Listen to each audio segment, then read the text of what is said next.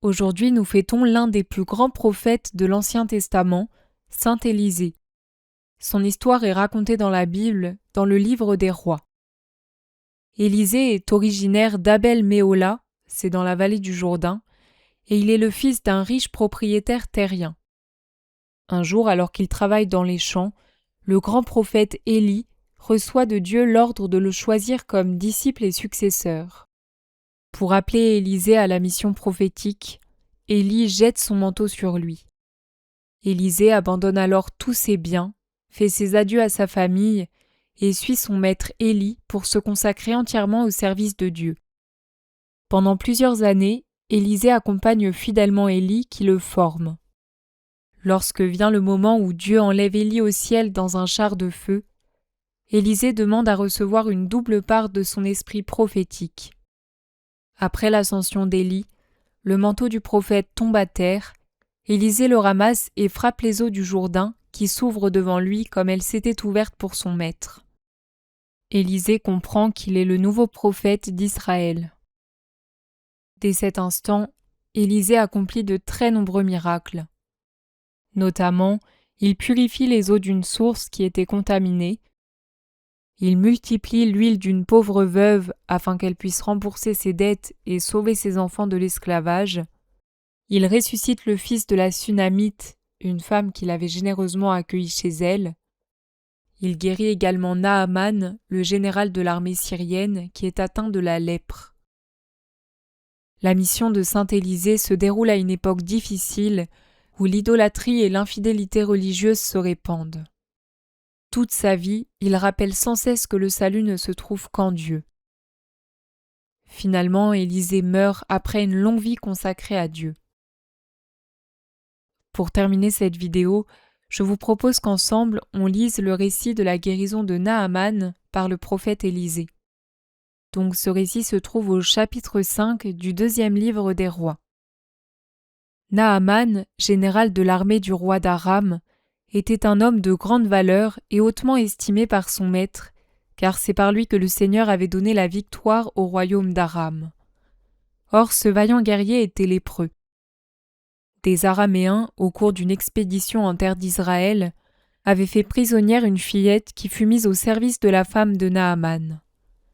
Elle dit à sa maîtresse : « Ah, si mon maître s'adressait au prophète qui est à Samarie, celui-ci le délivrerait de sa lèpre. » Naaman alla auprès du roi et lui dit : « Voilà ce que la jeune fille d'Israël a déclaré. » Le roi d'Aram lui répondit : « Va, mets-toi en route.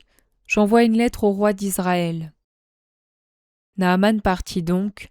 Il emportait 10 lingots d'argent, 6000 pièces d'or et 10 vêtements de fête. Il remit la lettre au roi d'Israël.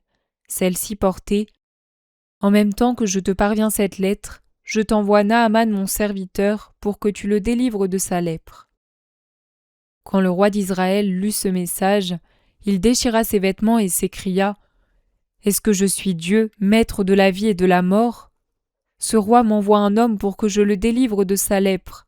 Vous le voyez bien, c'est une provocation. » Quand Élisée, l'homme de Dieu, apprit que le roi d'Israël avait déchiré ses vêtements, il lui fit dire : « Pourquoi as-tu déchiré tes vêtements ?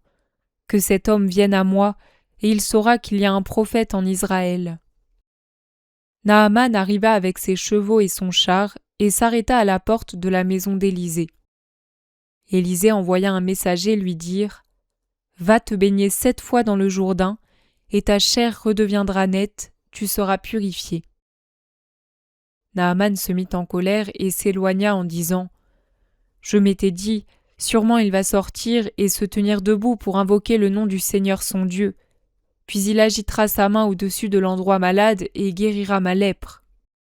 Est-ce que les fleuves de Damas, l'Abana et le Parpar ne valent pas mieux que toutes les eaux d'Israël ? Si je m'y baignais, est-ce que je ne serais pas purifié ? » Il tourna bride et partit en colère. Mais ses serviteurs s'approchèrent pour lui dire : « Père, si le prophète t'avait ordonné quelque chose de difficile, tu l'aurais fait, n'est-ce pas ? Combien plus lorsqu'il te dit : baigne-toi et tu seras purifié. » Il descendit jusqu'au Jourdain et s'y plongea 7 fois pour obéir à la parole de l'homme de Dieu. Alors sa chair redevint semblable à celle d'un petit enfant. Il était purifié. Il retourna chez l'homme de Dieu avec toute son escorte. Il entra, se présenta devant lui et déclara « Désormais je le sais, il n'y a pas d'autre Dieu sur toute la terre que celui d'Israël. Je t'en prie, accepte un présent de ton serviteur. » Mais Élisée répondit « Par la vie du Seigneur que je sers, je n'accepterai rien. » Naaman le pressa d'accepter, mais il refusa.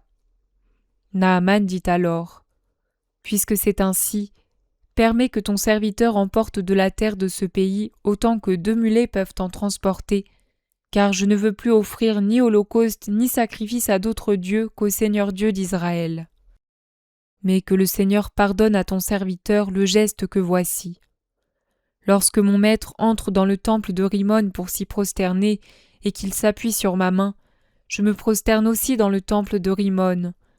Daigne le Seigneur pardonner ce geste à ton serviteur. » Élisée lui dit « Va en paix. » Et Naaman s'éloigna.